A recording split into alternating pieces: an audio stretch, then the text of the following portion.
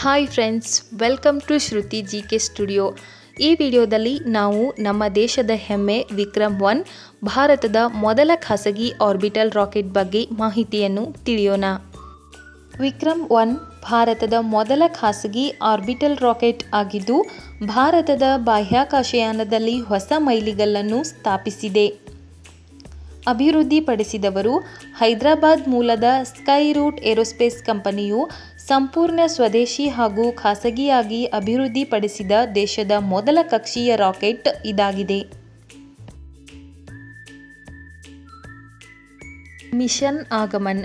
ವಿಕ್ರಮ್-1 ರಾಕೆಟ್ನ ಮೊದಲ ಐತಿಹಾಸಿಕ ಪರೀಕ್ಷಾರ್ಥ ಹಾರಾಟವನ್ನು ಮಿಷನ್ ಆಗಮನ್ ಎಂದು ಕರೆಯಲಾಯಿತು.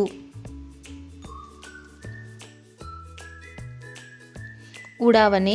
ಈ ರಾಕೆಟ್ ಶ್ರೀಹರಿಕೋಟಾದ ಸತೀಶ್ ಧವನ್ ಬಾಹ್ಯಾಕಾಶ ಕೇಂದ್ರದಿಂದ ಜುಲೈ 18, 2026ರಂದು ಯಶಸ್ವಿಯಾಗಿ ಗಗನಕ್ಕೆ ಉಡಾಯಿಸಲಾಯಿತು. ವಿಕ್ರಮ್-1 ರಾಕೆಟ್ನ ಪ್ರಮುಖ ಅಂಶಗಳು. ಹೆಸರಿನ ಮೂಲ. ಭಾರತದ ಬಾಹ್ಯಾಕಾಶ ಕಾರ್ಯಕ್ರಮದ ಪಿತಾಮಹರಾದ ಡಾಕ್ಟರ್ ವಿಕ್ರಮ್ ಸಾರಾಭಾಯ್ ಅವರ ಗೌರವಾರ್ಥವಾಗಿ ಈ ರಾಕೆಟ್ಗೆ ವಿಕ್ರಮ್ ಎಂದು ಹೆಸರಿಸಲಾಗಿದೆ. ವಿನ್ಯಾಸ ಮತ್ತು ತಂತ್ರಜ್ಞಾನ. ಇದೊಂದು 4 ಹಂತದ ಉಡಾವಣಾ ವಾಹನವಾಗಿದ್ದು ಮೊದಲ 3 ಹಂತಗಳು ಘನ ಇಂಧನವನ್ನು ಬಳಸಿದರೆ 4ನೇ ಹಂತವು ದ್ರವ ಇಂಧನವನ್ನು ಬಳಸುತ್ತದೆ. ರಾಕೆಟ್ನ ರಚನೆಯು ಇಂಗಾಲದ ಸಂಯೋಜಿತ ಕಾರ್ಬನ್ ಕಾಂಪೋಸಿಟ್ ವಸ್ತುಗಳಿಂದ ಮಾಡಲ್ಪಟ್ಟಿದ್ದು ಅತ್ಯಾಧುನಿಕ 3D ಮುದ್ರಿತ ಎಂಜಿನ್ಗಳನ್ನು ಹೊಂದಿದೆ. ಸಾಮರ್ಥ್ಯ.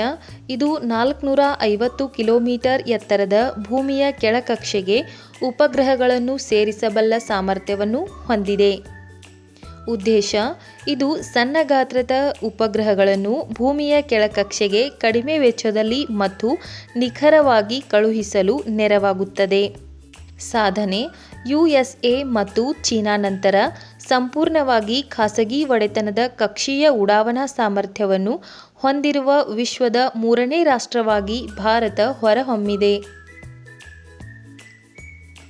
ಭಾರತದ ಮಹಾನ್ ವ್ಯಕ್ತಿಗಳ ಸೂಕ್ಷ್ಮ ಕೆತ್ತನೆಗಳಿರುವ ಕಾಸ್ಮಿಕ್ ಬ್ಲೂಮ್ ಕಲಾಕೃತಿಯು ಈ ರಾಕೆಟ್ನಲ್ಲಿ ಪ್ರಯಾಣಿಸಿದೆ.